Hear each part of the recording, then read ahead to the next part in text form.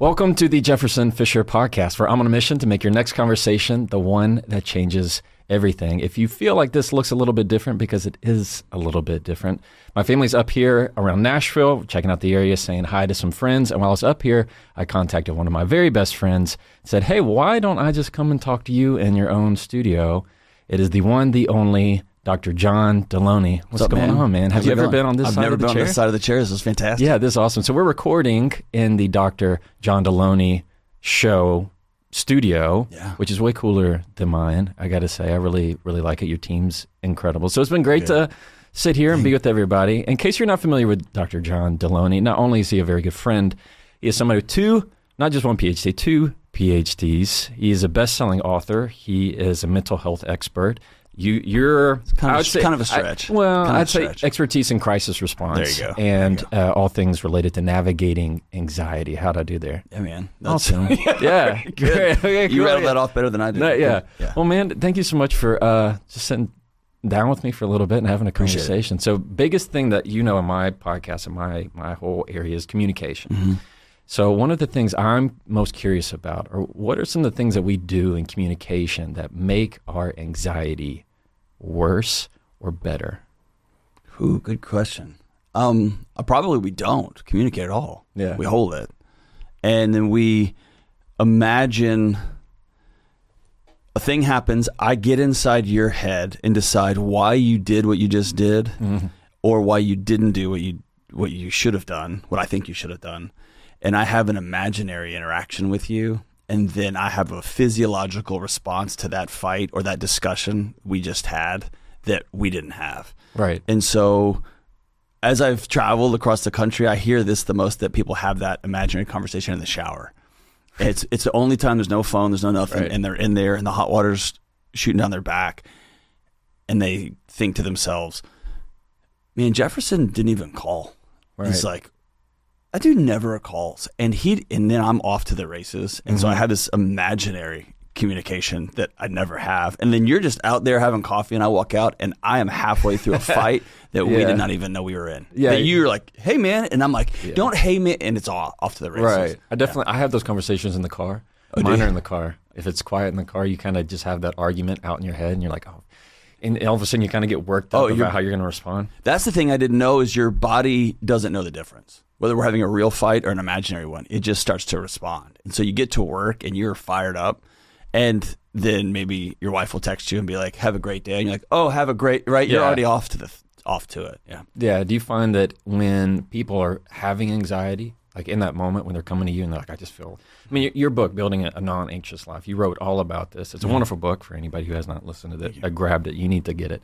When I first had When I first had my panic attack, you were one of the first people that I reached out to. Like, what is this? What is this feeling? I don't know what's going on. Of that in communication, especially, what I have found that builds a lot of anxiety is when we not only, like you said, have these assumptions of we're doing the thinking for them, we're already assuming, but also it's the fear of the unknown of I don't know what's going to happen. I'm doing everything wrong. What do you find in your expertise and the people that have come to you that when they're in that state of anxiety, what's the number one thing that's on their mind? Like, what do they need fixed?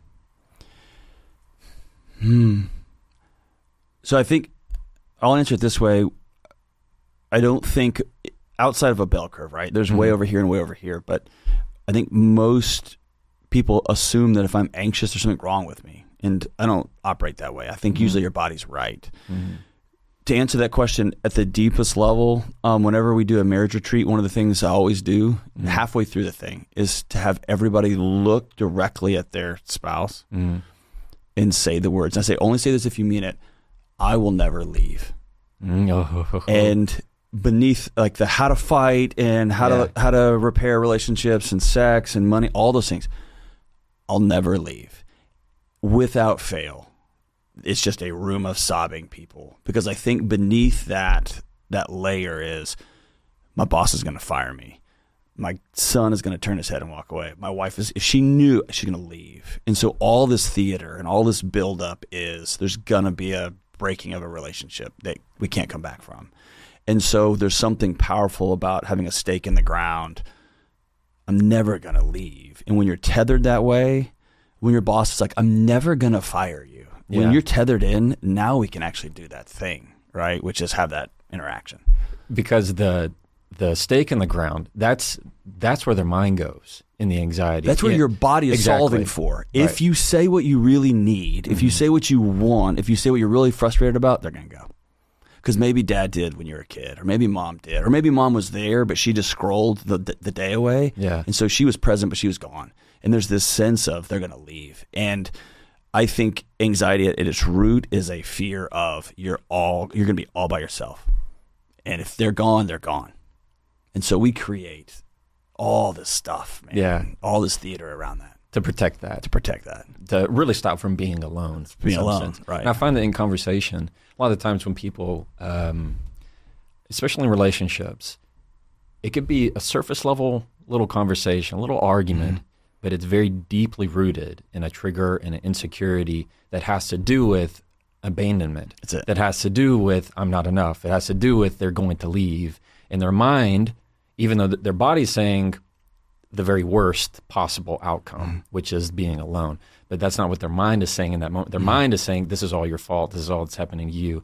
Do you find, does that resonate with what you see? Well, and yeah, if you're a kid and mom is scrolling, the biology is your body's trying to solve why is that thing more beautiful than me?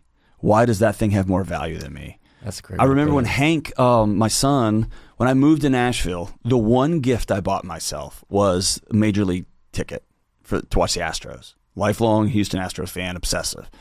That's the one thing I bought myself. And I would get home from my new job, and it was too much, and it was just, I'd never been the chief officer at a place like that big. I would get home and I would collapse. And so we went from being in Texas, we played baseball all the time. Him and I were always playing catch, whatever, to watching it. Yeah. And one day, he's 5 or 6. There's no manipulation here at all. He just said, Dad, do you love me as much as the Astros? And I just went, turned it off. Like Wow. That's it. Because he was just asking, we used to do these things together. We're not. Yes. I wonder, what is this awesome? Why is this awesome? And his body's asking, why is that more important to your father than to me? Because 1,000 years ago, that meant you're on your own, and kids can't be on their own. And I have taken that with me all the way till I'm 40 years old, 50 years old, 60 years old, is that if there's a fractured relationship, it's because I'm unlovable. I did a thing, or I'm not as good as. And man, I will fight you for that. Yeah. I will cuddle up next to you. I will squash myself for 30 years. Any of wants and desires, whatever. I'll squash all that just to be in a relationship with you. And eventually it explodes. In counseling, we call that leakage. It will find a way out. And usually it's... Can you define that for the listeners? What leakage is? Yeah, it's this sense, your body will have to exhale all that stuff you shove down.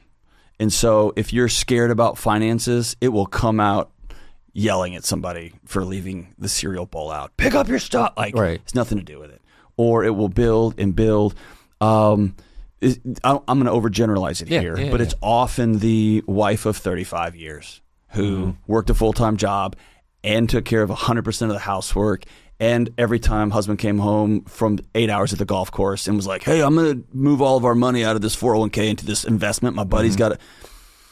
Like all that comes out in this. Yeah. And then he's like, what are you so mad about? All right, the shoes are by the door. And it's like, you're never, and it all comes out. Yeah. And so if you will be diligent about checking in once a week, if you do those things to have exit stress, I think of it like a steam engine, like if you have those check-in points, if you have those connection points, it doesn't build and build and build, but it will come out, right? Yeah. It'll come out in addiction. It will come out some way. I can definitely see that. Like my own mom, she was a type that her mother didn't give her anything. She was a type that if her mother lent her $1.92, she better come back with $1.92. Where are my pennies? Right. And so she would have 2 to 3 jobs.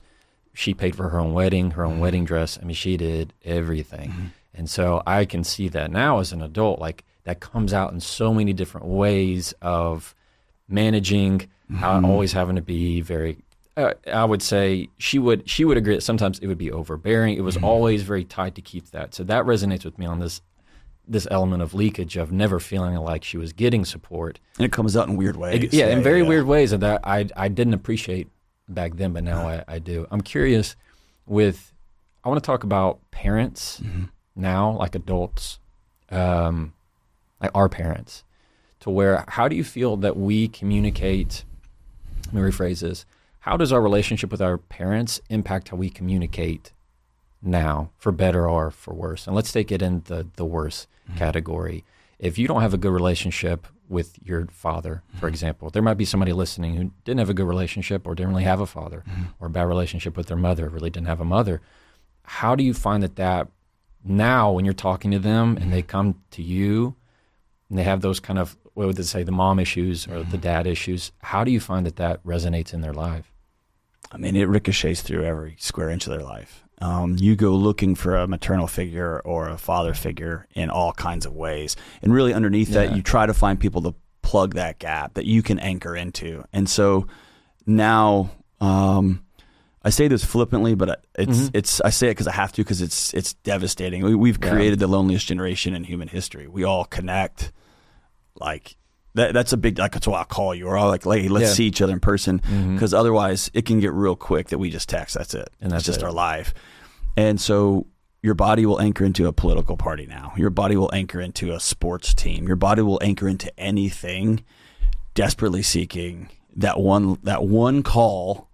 Hey John, I just want to let you know I'm really proud of you. Yeah. I had there's a psychiatrist. I was at a business event, and she had managed to stay open during COVID, and she basically gobbled up all the other business. And so when COVID lifted, she had like, her practice was crushing, and she had hired several new people, and she was, well, then a few years later, she said, hey, we're making more money than we know what to do with. And, we've got this, I've hired this many new psychiatrists, we're crushing this way. And I just interrupted her. And I'm going to be honest with you, I was throwing spaghetti at the wall just to guess, right? It's not like I'm a savant. But I said, he hadn't called yet, has he? She looked at me and I said, your dad has not called and said, hey, I'm really proud of you. And she just started sobbing. And it was this engine chasing this thing, right? And the thing that we don't do well as a culture is grieve. Like, put a period at the end of that relationship. We don't do that well. And so we will chase it and chase it and chase it in all kind of ways, or we'll stay angry about it and frustrated about it. How many times, I won't ask you this, I'll tell you, how many times have I shown up to Thanksgiving thinking this is going to be the different one, right? This one will be different. Right. Every year it's the same, right? Thing. It's the same exact, the dynamic is the same, the exchanges are the same, my mom ending up in tears is the same, me and my sister making inappropriate jokes, and my brother it always ends the same. And so 25 to 30% of every call that comes into my show is about a fractured adult relationship. We cut our parents off, they've cut us off. It's wild to me. And also, we talk a lot about that boomer generation that's starting to age pretty quickly. They've accumulated all this stuff. They don't want to hang out with us. They don't, right? They don't want to be a part of this life. And to their credit, like, this world doesn't make sense, right? You have to attach this device to your car so that you can get to where the whole thing's just too much. And so it's easier just to stay and to surround yourself. And then everything is pumped into their mind as it's all coming down. You're going to die. You're going to die. You're going to die. Right. So I get that. But there's just this wild fracture. And so for me, for the people I talk to, it's often making peace with, this is your parents, or lack of. And you have to put a period at the end of that, and you have to be sad for a while. And then you have to go do the hard work and say, who is going to fill, what person, not group that you're trying to anchor into, what person, what people are going to fill that for you? Is that a local church? Is that your neighbor? I live 17 hours away from my parents now. I've got a couple of surrogate older men in my life that serve that for me, right? And surrogate older women in my life. They're never going to be my mom or my dad. I don't want them to be. But man, I got to have some presence, right, that will say, you did a good job on that. Yeah, I definitely, in my own life, I have one set of grandparents that they'll never come visit you. No. If you want to spend time with them, you got to go up to them, and the kids can only be around for a little bit. And it's just, that's it. That's the way it was. Yeah. And I look at his life, and he was sent off to a boarding school when he was like 8, and hardly saw his parents, and he just never really had that. And you can see even now, he never really grew up with a lot of that father figure stuff, and so he didn't pass that down, and that's where it went. But what I find in communication, a lot of the questions that I get, that same type of thing where somebody, it's usually a spouse, will put the other spouse on like a pedestal to where they want how they wanted their dad or their mom to be. And then when they communicate, they're almost talking to the parent. Always. To their parent, not really to the spouse. It's them. They have like this gold standard that their spouse can never meet, could never, doesn't matter. Because it's not real. Exactly. Yeah. And it's all in their head of what they wanted their dad to be or their mom to be. It's in their nervous system. It's called, the old marriage counseling phrase is you marry your unfinished business. And say that again? You marry your unfinished business. And it's not an adult in your head kind of thing. It is a 9-year-old kid saying, what was it about me that was less important than your job? What was it about me that was less important than your beauty regimen or whatever? And it can be as benign as this. And we way overuse the word trauma, so I don't want to do that. But if you were 9 years old during the low-fat era, right, when the only thing that mattered was that you were skinny, that was it, right? Yeah. That was it. And Jane Fonda and the leggings and the cardio for 20. Yeah. Everyone was on a diet 24/7. My mom had all the tapes. Oh gosh, never watched them. Videos, tapes, the Walkman, right? Everything, diet tab, all that stuff. But you're a 9-year-old girl and you walk down the stairs and your mom just looks at you and goes, "Oh, honey, you look pudgy in that shirt. Let's go change that shirt." Right. We want the boys to like us. We want the boys to think you're cute, right? And you're 9. And you're like, yeah. Then boom, at that moment, I learned that my beauty is extrinsic. Somebody else gets to judge that and pass it on to me. And that just becomes a thing you chase. And what you end up doing is you marry somebody who is like, you can wear that, right? And you want that 9-year-old girl someone to look at her and go, you are the most beautiful person I've ever seen. And you'll never find it, right? Because you expect that person. And by the way, you got to say it in a way that makes me quote unquote feel, and nobody will feel that, right? And so you're chasing this feeling, and nobody, like you said, nobody can ever match that. And so it's about exhaling and saying, this is the person I married. They can't fill that gap. I got to go do that work and let that little 9-year-old girl go play, for God's sakes. Wear whatever shirt she wants to wear. Yeah. You were at my house last night. My daughter has worn the same sequin shirt for probably 17 straight days. Yeah. And she wears it backwards. I saw it. She wears it backwards. I loved it. I mean, my daughter does the same thing. My daughter's 5. And we were in a restaurant the other night, and the waitress was awesome. And I go, man, will you solve something? Me and my daughter were on a date. And I said, is that shirt on backwards? And I saw it ticking. She said, is there a tag? And my daughter looked, and she looked up and smiled. There was a tag. Yeah. And I was like, you know what? You can wear that shirt backwards all you want. And she was like, yeah. And, it was like this awesome victory. But that could have been the moment where, like, nobody's going to like you if you wear your shirts backward. Yeah. And I said, dude, you're 9. Yeah. Wear your shirt however you want to wear it. However you want. For my daughter, it's her frozen. She has these frozen slippers and shoes. Every outfit she wears them. All of them. Just it's like, hey, does it work? Absolutely, it works. And that's it. And I think the difference between how we're parenting and how we were parented is, that's not a hill I'm going to die on. Yeah. Right. Before we keep going, this episode is brought to you by Cozy Earth. One thing that I love about Cozy Earth is their bed sheets and their bath towels. I am officially at the age where I really care about that kind of stuff. I care a lot about what I'm sleeping in, and when I'm traveling, there's nothing worse than knowing that that's not your bed. It's not how it feels. The sheets aren't great. I've never had to worry about that with Cozy Earth. Once we put them on our bed sheets at home on every single bed, it's been a game changer. So if you're like me and you enjoy having cool, cozy sheets, I'm going to encourage you to go to cozyearth.com/Jefferson for 40% off. That's an entire 40% off, y'all. cozyearth.com/Jefferson. Use the code Jefferson. That's the key. Use the code Jefferson for 40% off. They have a 100-night risk-free trial. So what's stopping you? Go to Cozy Earth. How do you see the fear of abandonment come up in communication, or at least manifest? I know we talked about leakage, how it spreads throughout everything. Specifically, the fear of abandonment. I see that a lot in emails that I get of people saying, I want to argue, I want to have a conversation, but they're always, that they make this conversation feel like this is the very last one they're ever going to have, and they feel like this is either life or death kind of conversation. And it prevents me from having the difficult talks with them, because they feel like if there's any kind of struggle, any kind of conflict, they want to avoid it. Why? Because if we actually talk about it, he's gone. She's gone. He's gone. Yeah. Well, and I think one of my core tenets is you have to choose reality. If that's true, if they're actually going to leave, then y'all need to have that conversation because they're already gone. Yeah. They've already left you. They're just staying on the couch, right? Most of the time, we end up having a lot of proxy wars. You don't make enough money. I don't like the way you dress. You're always on playing video games.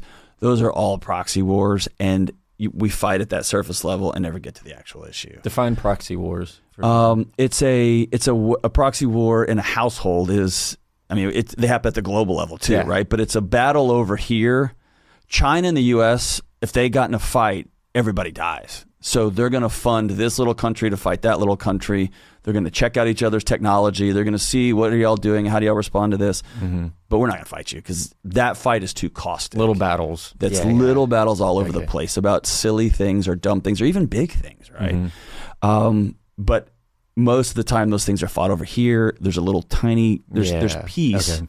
And then we go on about our life. And so if you really think, honestly, if you're honest with yourself, and I suggest people write this stuff down, get that out of your head, because most of the time you write down, like, he's not going to leave. She's not going to actually leave.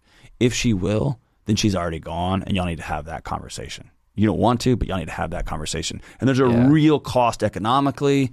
There's a real cost relationally. There's a real cost spiritually. That's real. But you're having it anyway. The other side of it is, sit down and actually have the true conversation. And you know this better than me, but almost not 99.9% of the time, whatever you're about to enter into, start with I statements. Yeah. Instead of you. Because the moment you say the word you, we're at war. Yeah. And I have to defend myself, right? Yep. Every time. Every time. When you hear somebody say, you ask them how they are, and they say, oh, I'm fine. I'm fine.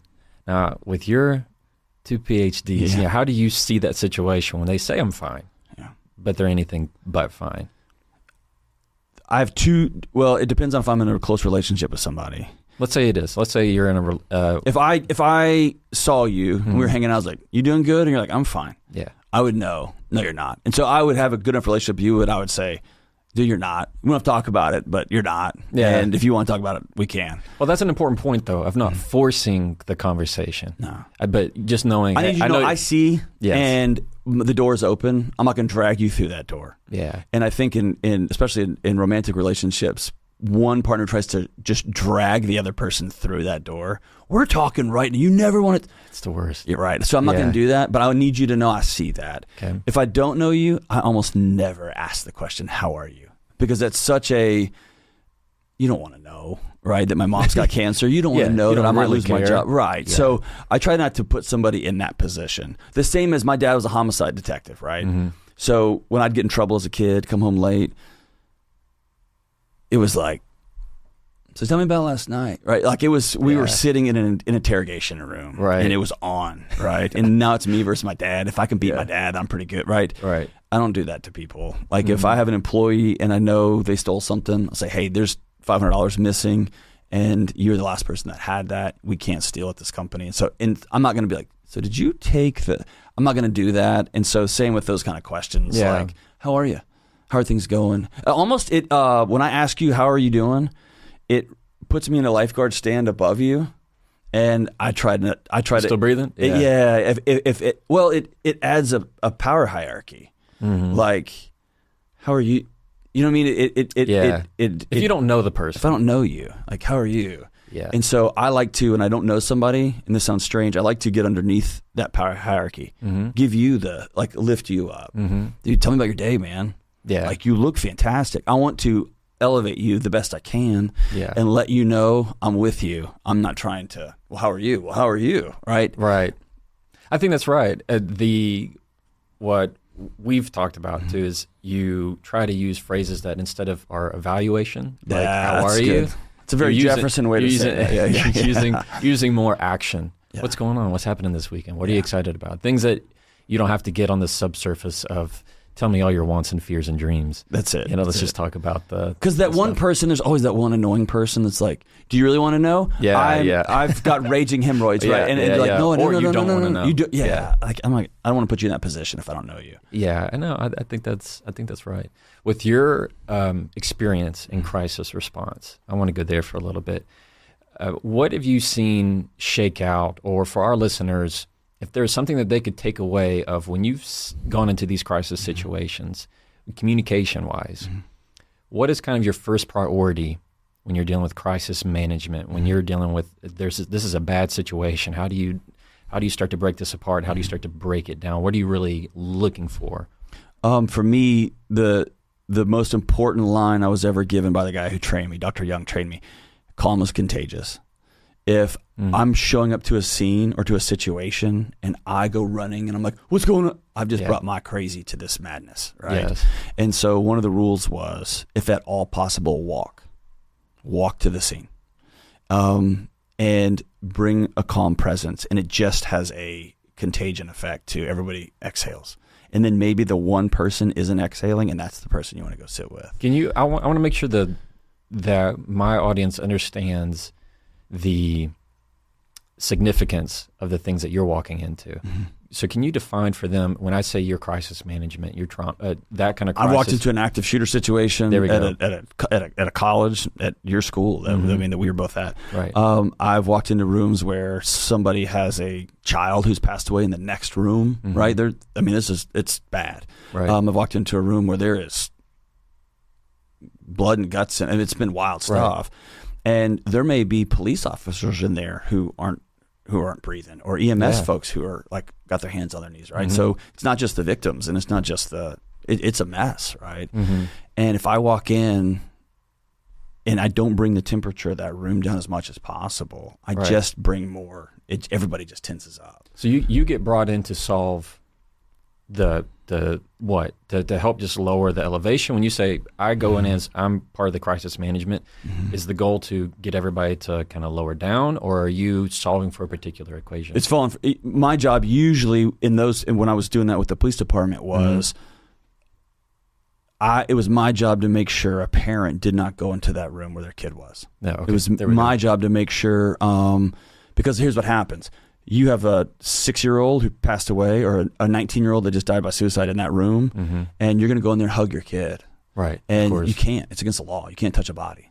And now the policeman's got to get in between you, because it's a crime scene until it's not, right? I didn't even know that. So police will show up and work at homicide back. That's just the training. And so you can't go in there and touch anything. Well, if I walk into a house and my 6-year-old's in there, I'm going in that room, right? Yeah. And so what happens is a police officer has to get in front, and then somebody's going to hit a police officer because that's my kid. Correct. And they're doing exactly what all of us would do. Better bring more than two. Right, yeah. And nobody wants to arrest, right? So my job was to meet somebody in the front yard or to meet somebody in the living room. Okay. And compassionately say, you don't want to go in that room. And it would be a heavy, right? Or it would be talking to a college student who's like, on the verge. I want to be dead tonight, Yeah. and say, we're not going to do that. And there's a presence. I'm not going to let you do that. And so knowing that's not going to happen, even if you think it is, there's a steadiness and a calmness to, that's off the table. Right. So now what we're solving for is not that. We're solving for what's the best place you can go get the help and care that you need. Yeah. And most people in that situation want something to anchor into. And so there's a calm and a steadiness, right? I don't think as many people know about that part of you as I wish there were. Yeah. I think more people need to hear of your experience there, just as any of the stuff that you put out. Yeah. I think you really need that kind of stuff is huge. Well, I appreciate that. But also like it's now I don't run around police officers in the middle of the night anymore. But now it's hey, we just found out our 4-year-old has a terminal brain cancer. She's not going to live to see 5. And in that moment, you have 2 parents or 1 parent who are just every tether to reality just got clipped. Yeah. And so I'm going to come here and be as present as I can. Right. And give them something to hang on to so that we can get to the reality of here's what the next year is going to be like. Yeah. And I'll be here. Calm is contagious. I love that. And then the next one is facts are your friends. Facts are your friends. And so tell us about that. That would be showing up to a door and there was just a car wreck and a husband passed away, right? And you got to go tell him. We got to go tell mom. We got to go tell his wife. And we show up to the door and there'd be some fumbling, ma'am, it was raining. And right, so she opens the door and there's somebody in a full uniform or 3 guys. What's happened? It was raining outside. Yeah. You open that door. They already know. Ma'am, there's a car wreck and your husband has died. I'm going to say that. and then I'll be here sturdy to catch that jet blast. And usually there's 2 or 3, like somebody collapses, somebody starts screaming, somebody says, no, it didn't, right? Yeah. And whatever their problem solving is separate, right? But there's that phone call you make, your son has passed away, right? Or your son's on life support, your daughter's on life support. I need you to get on a plane tonight and get here as soon as you possibly can. What? Your daughter's on life support. I need you to get here as soon as you possibly can. When you arrive, I'll clue you in. Or when I would call parents in the middle of the night, and I've probably done this, 100 times, 200 times, call a parent and say, this is Dr. John Deloney from whatever university. Your child is living and they are safe. That's how I would start that conversation. Because that's what they want to know. And now they're in prison, or they have been in a wreck and they've broken both legs, and y'all need to make your way here. You can get here tomorrow, but it's always facts are your friends. I'm going to tell you the truth. And so take that out of that wild situation to a marriage. Yes. Like, I'm considering leaving this marriage. Mm-hmm. Not any of this dancing around, and I've reached a point where you've cheated on me for the last time. I've contacted an attorney, and I'm planning on leaving this marriage. The music stopped, the lights are on, there's no more dancing, right? It's getting to that, what's that thing? And usually for people in a marriage, to get at that level of clarity, you either have to spend some significant time journaling and writing this stuff out, so you filter through all the feelings, you're trying to solve it all. Here's what I want, here's what I know to be true. Or you got to go spend some time with a therapist to help distill that down. Where are you? Those are hard, man. Before we keep going, I want to take a second to tell you about a sponsor of this podcast called Pique, P-I-Q-U-E. And they make some of the best teas I've ever had.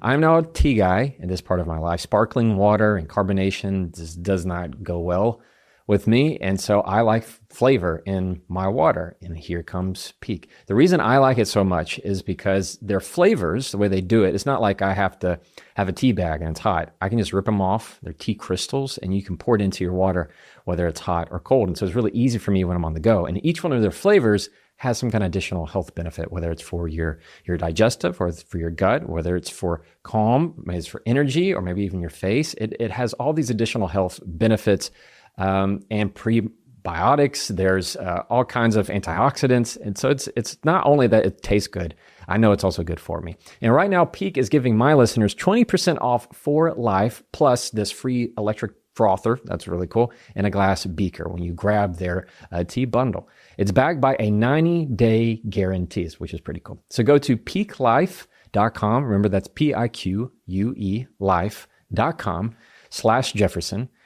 and get 20% off for life. Clear gut, clear head, clear conversations. And now back to the episode. Man, yeah, I don't think enough people know of just the tools that you just talked about right there. A lot of the stuff I know, you know, it's my innate. content. It's innate, yeah. Yeah, well, it's the calm is contagious. Right. If you can, walk. But that's your master. That's what makes you such a great attorney. Is the other side's whole job is to get you stirred up. Sure. Right? Yeah. Like, that's all they ever want. You can't have that. Yeah, no, you can't. Yeah. And the same thing with facts on your friends. When you open that door, be as direct as you can be. Why? Right. If you open that door and go, well, okay, we need to talk. It's over. It's over. Yeah, same thing in a text message. Same thing with a phone call. If you have the hard news to deliver, if you have something sensitive to talk about, the last thing that you want to do is send the "we need to talk." I mean, that's just not going to happen. Right. And so that's the same thing in, of course, not near as significant and deep as the things you're having to deal with. But the truth is still the same.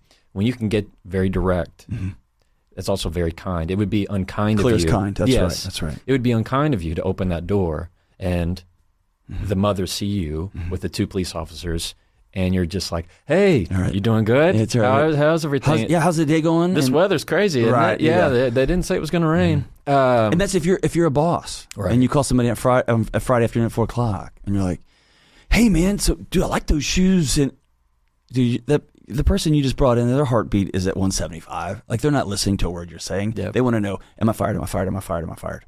And honestly, like, talking about anxiety, that's why it's such a big deal to me to take care of on a day-to-day basis all that other stuff. Right. All your other life stuff. You can have that conversation, which I've had with a boss. If you swear at me again, I walk out that door and I don't come back. But I can only say that if I don't owe anybody any money. That's true. Right? Yeah. I can only say that if me and my wife chose to live in a 900 square foot rental house for a long, long time, and we drove comically hilarious, cheap, ridiculous cars that barely started for years, so that, because it's cool to act all like tough, like bottom line, right? Yeah. And there's some data on when women just draw the line and they leave, his net worth goes up and hers falls off a cliff for a season, right? And so there's realities to it that make it cool when I'm like, you just need to, all right, man, there's a cost to that. And your body would be failing you if it let you sleep all night knowing that's the cliff, right? And so anxiety is like can be a great, it's just the lights on your dashboard, man. It's the smoke alarm in your kitchen. It is a way to get your attention, to say, hey, I'm recognizing here that you're not stable. You're not okay. That's a good point to make. And I remember you telling me this when I was having my introduction to it. Anxiety is not a inherently bad thing. It can be very much the signals on the dashboard of letting you know your meters of how, it's just a reflection of how your body's doing. Right. So think about this, like if we just back up and go 1,000 years, if you are a successful husband, father, and tradesman, a professional, right? Whether you're making shoes or you're an attorney or you're a roofer.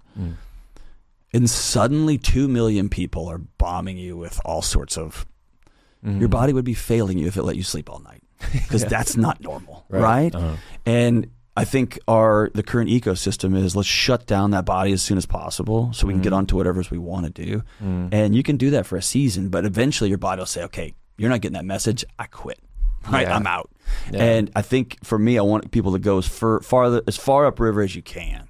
That's why, dude, I've been married forever. I'm past like trying to look like Brad Pitt. That's not going to happen. I mean, if I squint. I mean, that's right. That's right. In the dark. With like, I exercise now so that I can hang out with my kids and they're active. And so one day if I have grandkids, I'll be able to roll around with them. Yeah. And so if the day comes, I have a heart issue or I get cancer, I've given my body the best chance it can to recover. Right. And it's the same as, you know what, I'm going to drive this crummy car so that I am going to not have a house full of clutter so I can give my brain space to breathe, so that when my parents are like, come get all your crap from high school, and they drop it off, we got some closet space, right? I'm going to give my life some margin. And right now in our culture, I think margin is seen as insanity. It's insane if you have margin. When you are in conversation with somebody, I'm just curious of your take on what are some ways that we can inherently hurt the trust that somebody puts in us. Is it really the words that can drive it? Sometimes you find it's the actions. There are people who say actions speak louder than words, kind of thing. I'm just curious of your take on, are there certain things that we might say in conversation that have the tendency to break someone's trust? Is it promises that you've kept and didn't keep? Man, that's a great question. Just curious on your take on trust in a relationship. When you have the people who call into your show, Dr. John Deloney's show, it's great. It's great. The way you handle people off the cuff is hours awesome. And the professional people, like the brilliant minds, that the months we spent in a room to come up with that was the title of the show. Right, dude, it was good. So well. I think a core tenet for me is behavior as a language. And that's a good one. Like it doesn't matter what you say. If you can be like, I love you though. And every time I walk in a room, you flip your phone over. Yeah. And we've been married for 15 years, and we have 3 kids together, and I don't know the password on your phone. Right. It's clear. Yeah. No, you don't. What are you doing? Like, yeah, right. And so I'm a big advocate, and I know this will make everybody, this is like the ultimate trigger. If we're married and we have created humans together, and we don't share a checking account, there's trust issues that we need to talk about. Like, no, this is my money. That's for good or for bad. There are trust issues. Let's have a conversation, right? And it may be, that your dad took money out of your account when you were a kid, or you were in a previous relationship and it was very financially abusive, and the only way I can breathe is knowing that I've got this safety. They can have good motives and good reasons. Always. That doesn't mean it's not a trust issue. That's it. And I think what I have to wrestle with, and this has been my demon for years, is I have an older sister who's a savant, like comically smart. Yeah. My little brother missed 2 questions on the ACT, 2. And I played Texas high school football, right? Yeah. And so for my whole childhood, I've been desperate for people. I don't have 2 PhDs because I'm smart. I was a desperate attempt, seriously. Like, am I smart now, Mom? Right? And she's like, I was Dr. Deloney before you. That's cute, right? Yeah. And so it's been a desperate attempt. Well, how does that play out? Every time for years when I was on a new diet, I was the guy that ruined every party. Like somebody would be like, "Oh, let's get some bread for the table." Well, man, and but it came from a desperation for people to walk away and be like, "That guy's really smart," and it came off as, "I don't hang out with that dude. He's so annoying. He won't shut up." Right? It was a desperate attempt to be liked, to be loved, to connect, and it wasn't until I learned to begin to unhook that from, I don't need that. I've got a core crew that's like, if you blow your life up, you can come stay at our house. Right. We're gonna laugh at you. Yeah. But like, we'll sit with you in court if you blow it up. But once I unhooked from all that, then it's this freeing thing. Yeah. It's a spirit of freedom. Now I can sit here when you're like having whatever you're eating at dinner, and I can be glad that you enjoy it. And I could know it's probably killing you. And I can also know I'm probably wrong because I've been wrong every time I've like come up with the diet or the workout plan or the whatever. Eggs. It's a humility. The good, the bad. I don't know. That's right, man. What are we doing? I don't know. Yeah. And so there's a humility to it. And I think when you meet somebody for the first time, last night I ran over to the local comedy club, did 10 minutes on a showcase night. There was 15 comedians crammed in this little bitty room. It's hard not to like kind of size people up and what have you done and who you. Yeah, what are you doing? Yeah. And there's this. If I walk in that room and know that those 100 people, those 200 people in the audience, like they don't get a vote in my life. Right. Like I'm not gonna hand them my identity and self-worth and say, do I value? And these new folks if they don't like me, that's fine. Like I've got, my wife likes me, my kids usually like me, my friends do. Yeah. Like, and so that frees me to just say, "Hi, my name's John." And what I found is it's a presence that people flock to like a moth to a flame. They're so desperate for a sturdy, stable person who's not so desperate, like grabbing this. What do you think, man? Do you like my hair? Like, it's like, "Hey, man, what's up?" You know what I mean? Yeah, I do. No, I'm right there with you. And there I go saying, "You know what I mean? Like, do you like me still? Am I smart? I'm right smart? There, and you are smart. I've known you long enough to know you're very smart. I want to take a moment to tell you about a sponsor of this podcast I'm really excited about, and that is Momentous. I'm excited because I use them every single day. I use them long before this podcast. They are not just a supplement company. They are a better health and life company. They make supplements and vitamins and things that you can put in your body that you're not going to get, probably most likely if you're like me, in a traditional breakfast, lunch, and dinner. My life with kids in the stage that I'm in, we're running a gun all the time, picking up kids, dropping off, soccer, traveling, all that stuff. And so what do I need? I need to make sure that my nutrition is always in check. And that's where Momentous comes in. Their lineup that they have is awesome. I take their magnesium L-threonate. I take their creatine. I take their whey protein. I take their omegas. I have a whole sleep stack that they have that helps me go to sleep. And I know that it's good for me. And the best thing about it is that it's third-party tested, NSF certified, and it's designed for people who actually care about what goes in their body. And I know that's you, and if not, it's about time that you do. I don't have time to overthink supplements, and that's why Momentous makes it really easy. And their stuff is clean. I know it's good. I know it's trustworthy. There's a million supplements out there, and Momentous is truly the real stuff. Go to livemomentous.com and use the code Jefferson and get 35% off your first subscription. That's Live Momentous, code Jefferson, and get 35% off. Momentous. When your moment matters, make it count. And now, let's get back to the episode. I want my listeners to hear something they probably have never heard. Now, I have made a video about my panic attack. And again, you were one of the first people I was like, hey, something's not right. I had a panic attack really about 2 years ago. And since then, I wouldn't say at all I've battled with anxiety. I'll have these peak moments of, it's like alarms in my body of I can feel a lot of tension. I'm not able to release it, or all of a sudden I can tell. And I know anybody who's had a panic attack can know this feeling of like you feel like you're about to go down the roller coaster, and it's about to all get loose.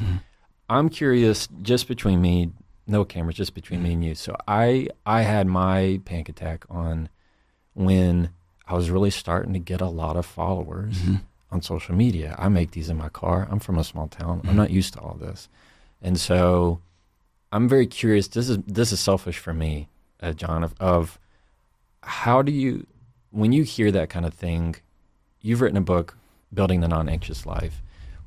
What caused that for me? For me, I would say it's a place of feeling like I was alone, I guess, is something you said a moment ago that resonated with me of nobody in my small town could relate to what's going on. It happened when my panic attack happened when I was at like 1 a.m. Alone for whatever reason, nighttime is worse. I don't really get them in the day, but at night they're terrible. And just hearing that from me, what kind of comes to mind? Because I'm going to take this in as help from me. Yeah, this is my unsolicited session. I mean, probably one is your body knows you're all you got, and when it happens real fast, it feels real good. It feels awesome, and it's easy to. And I've had the same experience, man. I had no social media 5 years ago, right? And I had nothing. I had none, and so it feels good. When you say it? This people saying I like you. Oh, yes. Okay. Or you're really good looking. Or you're the husband or the brother I didn't have. You're talking about when you're gaining when it's attention. Happening, it attention. Feels so good. Yeah. And if you're like me, I don't know, but like my wife and I have a routine, and that my wife would die for me, and she doesn't tell me I'm great and wonderful every day. And now I have 5 million people telling me I'm great and wonderful. She's also your biggest critic. Because she also sees, correct. Bro, she's been gone for 5 days. This is true. Yes. Did you know this morning, I dried my underwear with a blow dryer because oh my gosh, I needed clean clothes. Yeah. Right. And we have a very egalitarian marriage. But it just was a thing, and I don't. Can I have a snack? Hey, what are we having for breakfast? Hey, Dad, you don't have any coffee? And here I am. And your wife's incredible. She's amazing. Yeah. And I'm not a bumbling husband. Where's my son? That's not our marriage at all. No, I know that. But here I was, right? Yeah. And so, it feels good. And this is a personal belief of mine. It's divorced from reality. Your body knows those aren't.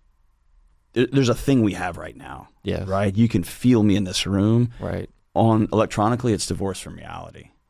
And the other thing that I think is true is there's always this question. Am I right? Am I good enough for this? Yeah. I'm pretty good, but I'm not worth 5 million people. Right. Who am I? And there's the assumption that these other successful people feel a certain way, and they don't. They're just as insecure. That's a great point. Right? And Oprah's talked about this, that everybody from a president to famous authors to world leaders, whatever, as soon as their interview's over, they go, "Is that good?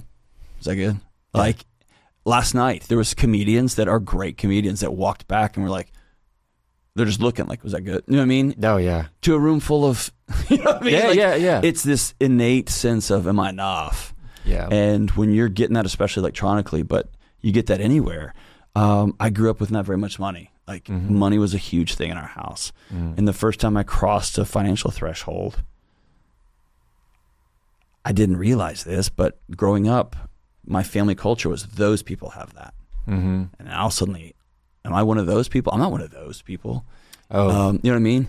Are you living in the perceptions of what you've always thought? Right. And so now, but it's this loss of identity, and your body just says, I'm sounding the alarms. Let's go back to where it's safe. Yeah. And so anybody that makes a leap professionally, personally, this can be that moment when you're like, oh, I'm falling in love. And your body knows, hey, we remember love? Mom left. Yeah. Sound the alarm. Go back to where it's safe. And we've all broke up with somebody, and you go home, you're driving home after the breakup, and you're like, why did I just do that? Yeah. But it's I feel comfortable here. Your body's always solving for homeostasis. And the moment, even if it's great and wonderful and good, when you break homeostasis, you lose 30 pounds, you'll put 40 back on.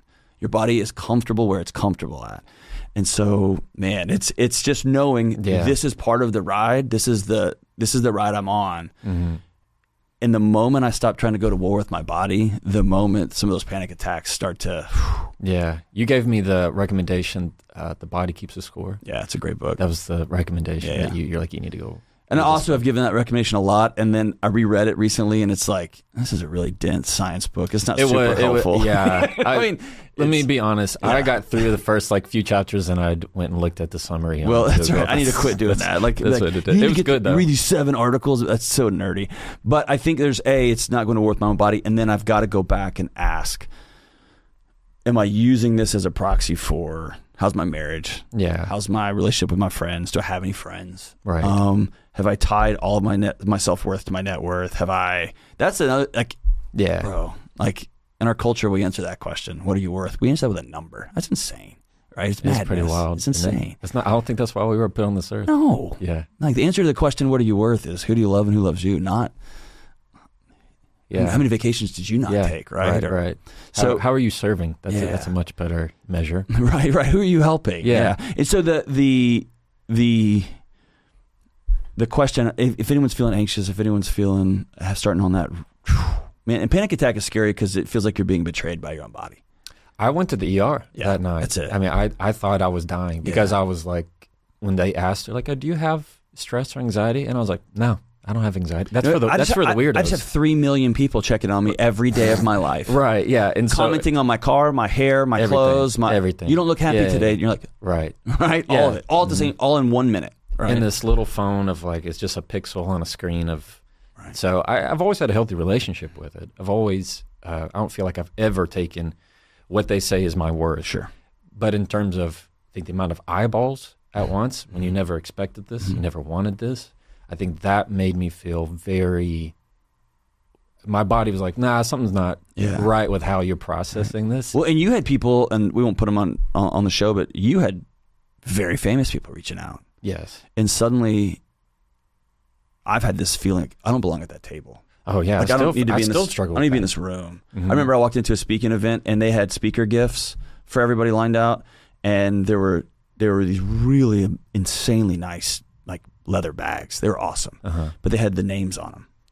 And I walk in, and it was Coach Saban was one, oh my gosh, Jocko, Jay Leno, Dave Ramsey, John Deloney. And I was like, I'm leaving. You know what I mean? I was like, no. Best coach ever, right? Best comedian of all time. I'm Yeah. out. I'm a Navy SEAL for God. I'm out. And so there's this sense I don't belong at this table. And what's fun for me is when you sit down with not all of them, but many of them, nobody feels like they belong at that table. That's the big scam of it all. And if you do, you're like, this is my table. You probably need to see somebody, right? Yeah. Because everybody's just a person. That's right, man. And that sounds so trite and silly, but it's very much the truth, because you expect how's that person doing it? Because they look so cool. They look so free and easy. Take it off of real famous people. Yeah. I had that same exact thing when I was assistant dean. And my supervisor was like, hey, we're going to go have a dean's meeting. You can come with the big deans, the real ones. Oh, the big deans. And I'm like, bro, I don't need to be. Yeah, I'm walking into this room. Or you're the assistant director of the mail room, and suddenly you get to go to the leader of the communication meeting. And you're like, I don't belong in it, and every alarm bell. I can remember sitting in my first partner's meeting at a law firm. I'm a partner. It couldn't have been any cooler. And then you sit in, you're like, this is not nearly as cool as I thought it was. Or if you get together with a mom's group and you've just had your first kid and everyone's on kid 2 or 3, it's easy to be like, I don't fit in here. I don't belong here. And it goes back to that original, I don't believe I have a right to sit at this table. So let's pull it back for our listeners. Let's put some takeaways with it. 1, everybody's trying to figure stuff out. Yeah. 2, very few people believe that they are worth sitting in the seat that they're sitting in. Yeah, I think that's almost everybody. In a marriage, with your kids, at church, at your job, at whatever. Very few people believe they're worth sitting where they're sitting. I think that's really well said. I want to end with the calm is contagious. That I really liked.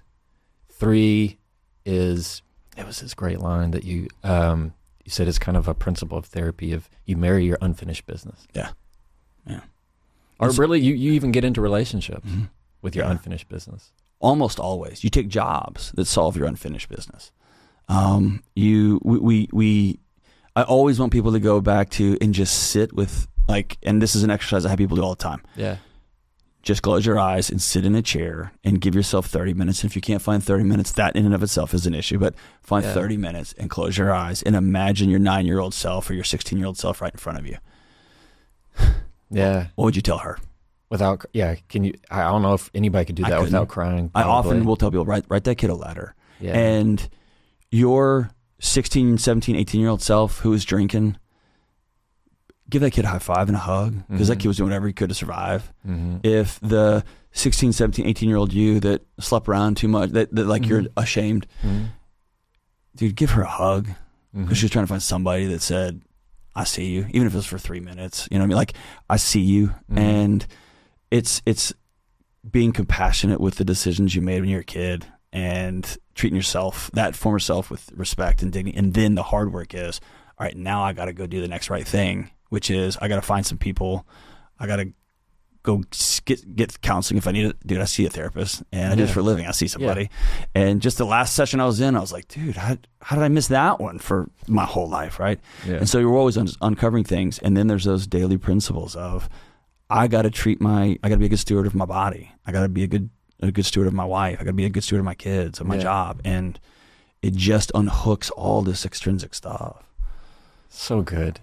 Man, thanks for sitting down with me. No, thanks for... in your own studio. Thanks for inviting me to my own house, man. First time in your other chair. Yeah. I know. I feel like I'm sitting in like your favorite lounge in the living room and saying, go sit on the couch. No, I'm just glad you texted me and said, hey, let's wear the same shirt, bro. Yeah, you like that? Yeah, it was good. No, black's always... if you never know what to wear for guys, we always wear black. So why it always works. Because it covers up all of our insecurities. Yeah, all of our problems. Yeah. So we're going to go get tattoos before you leave? Yeah. I'm going to get some sleeves. You're in? Yes. Yeah, I'll have to ask a few people, but yes. That'd be fun. A few people.